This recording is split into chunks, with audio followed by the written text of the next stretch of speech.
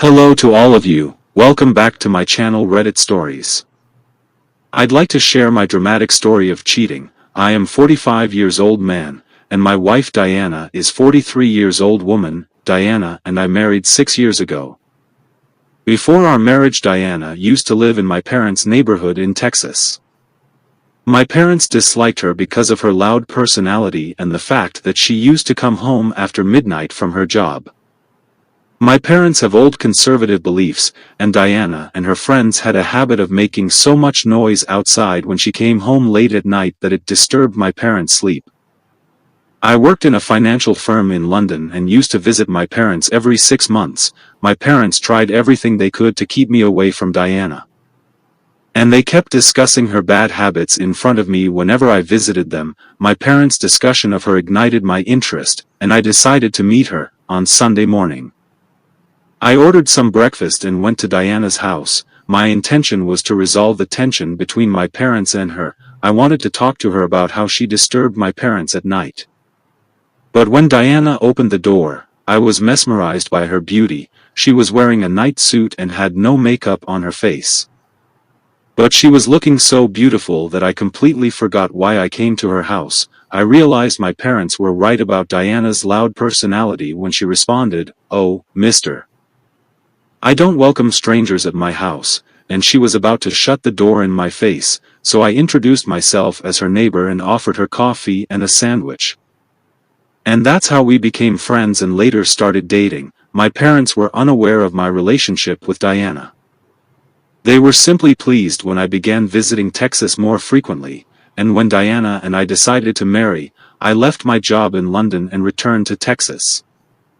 But it was extremely difficult for me to persuade my parents about Diana. When they learned we were about to marry, they became shocked and angry. My parents announced that they would not attend my wedding because they believed Diana was unsuitable for me.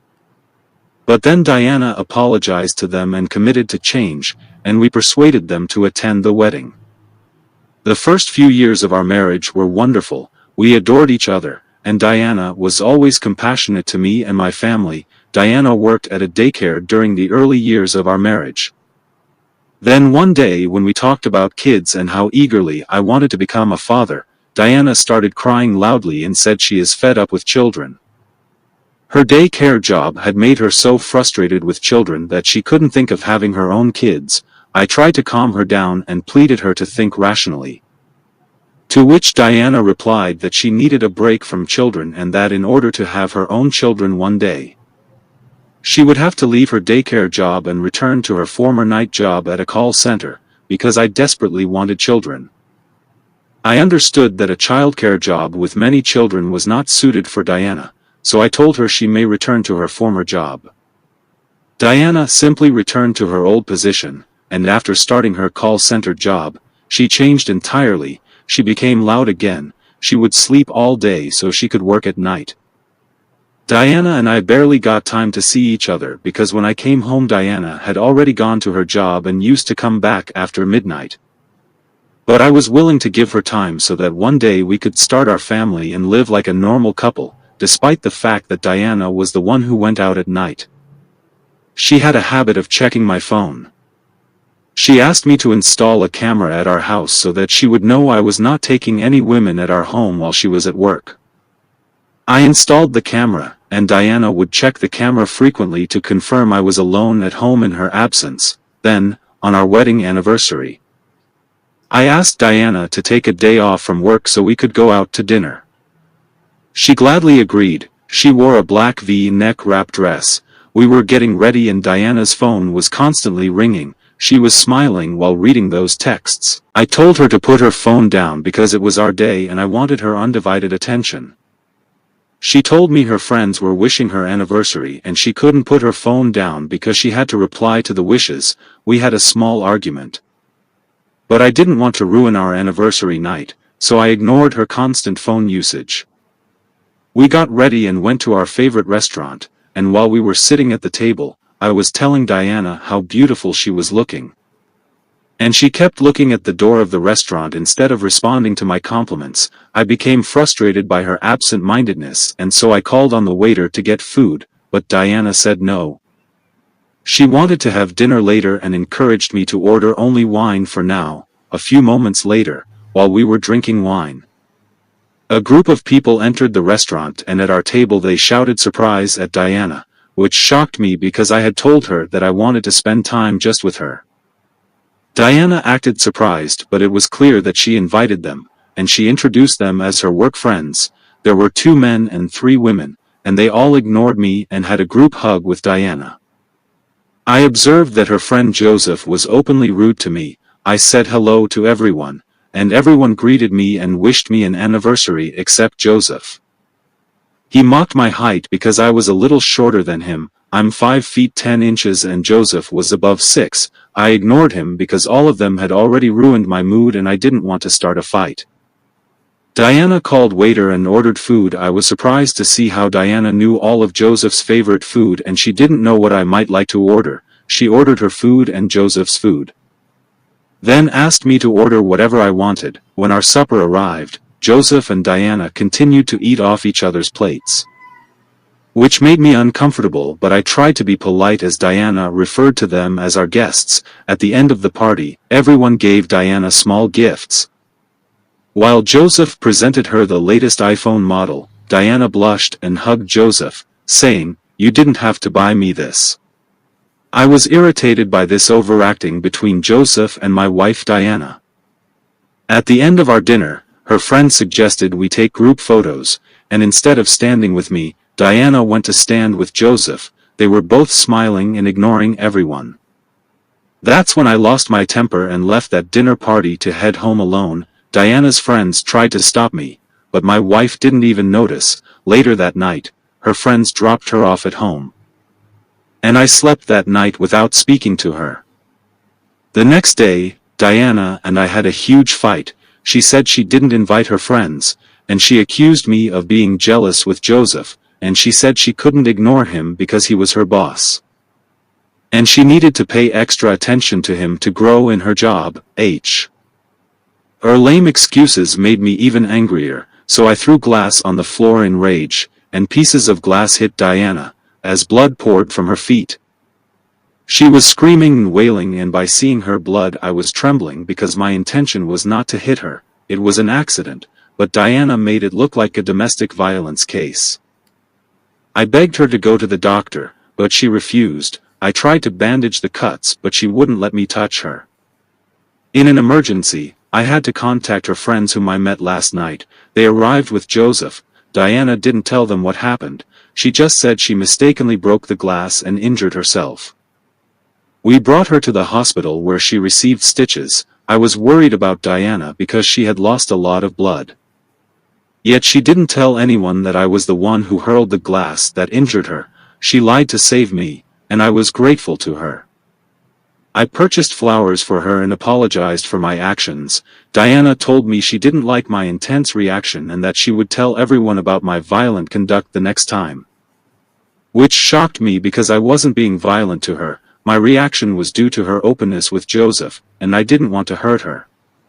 So I told her it was an accident and I would never do that again. I swore to never intervene in her social life again, and Diana promised to never let anyone come between us.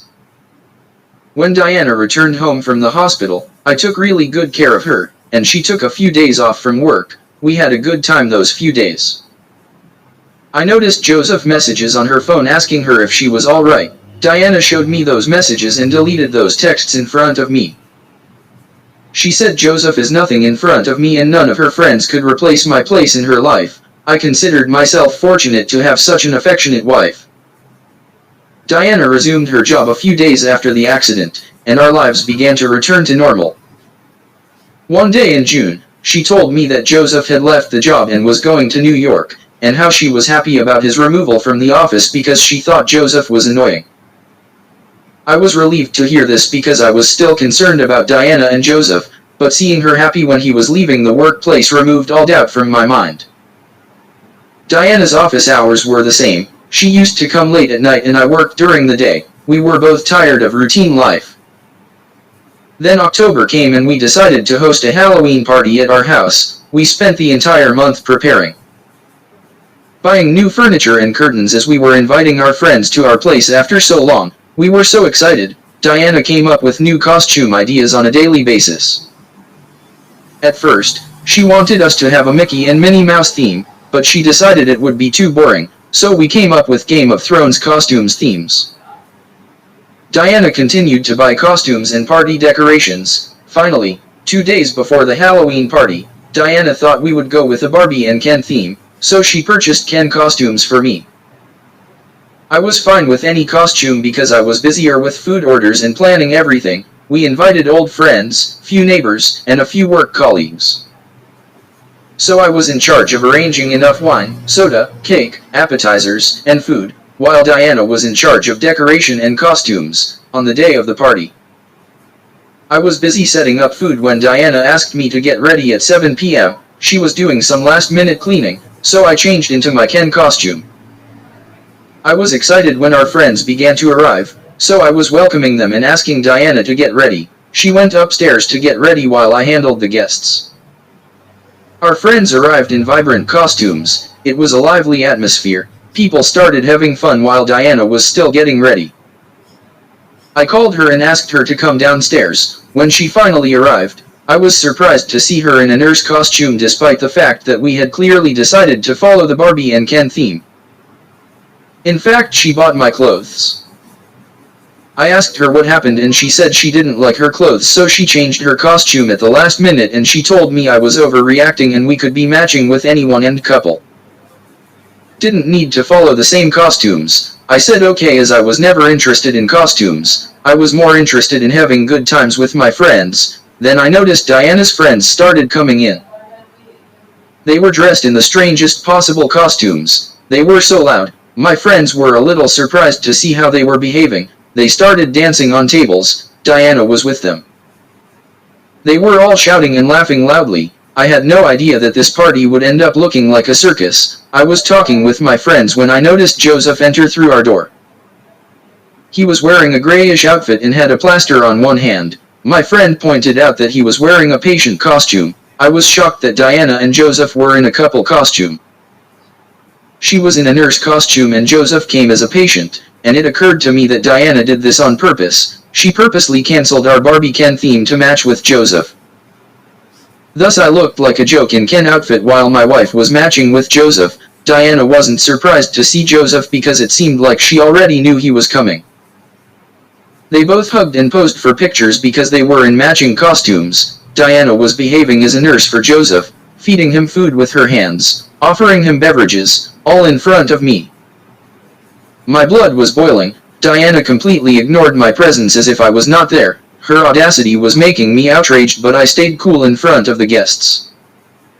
When Diana's friends began getting out of control, my friends said goodbye and began to leave our house. It was evident that my friends were not comfortable with them. At this point, I was alone with Diana's friend. The party was an absolute disaster. I was going to kick Diana's friends out of my house when drowsy Diana stated, "My patient needs rest. I need to send him to the patient ward." And Diana and Joseph both went upstairs to our upper portion. I lost control and rushed upstairs. I was about to kick Joseph and Diana when I recalled that Diana had persuaded me to put cameras in our house because she wanted to keep an eye on me. I controlled my anger and acted rationally and made sure that cameras were recording everything because I needed proofs. Updates. That Halloween party night, I carefully gathered every evidence against my wife, Diana, and Joseph, who were both preoccupied with each other. And the camera that Diana installed for me worked against her. I evicted Joseph and Diana from my home that night and forwarded proofs of her extramarital affairs to her workplace, where I discovered Joseph was also an employee while Diana claimed he was her boss. Diana and Joseph both lost their jobs and reputations. I informed our common friends about Diana's betrayal and provided them all the evidence, so they have also distanced themselves from her. I filed for divorce and the legal proceedings is still ongoing. My parents are pleased with my divorce, and it turned out that they were right about Diana. For her, freedom and fun was more important than marriage. Joseph and Diana are not together because Joseph has multiple affairs, one of which was with Diana. Diana continues to contact me, but I have had enough. I have no interest in this woman now. Some researches claim that married couples take advantage of Halloween to cheat, while most people connect Halloween with scary costumes, trick-or-treating, and pumpkins. Some cunning people view it as the ideal opportunity to cheat on their partner, but I never thought this would happen to me. While my ex-wife Diana appeared to be linked with Joseph for a long time, some of my friends felt that it was a result of a Halloween party. As Halloween parties can bring out some unusual sides of people, thus a few of my friends urged me to forgive Diana. I don't believe in this notion, but I'd love to hear your thoughts on it. Please express your thoughts in the comments section below. Thank you for being here. Please like and subscribe.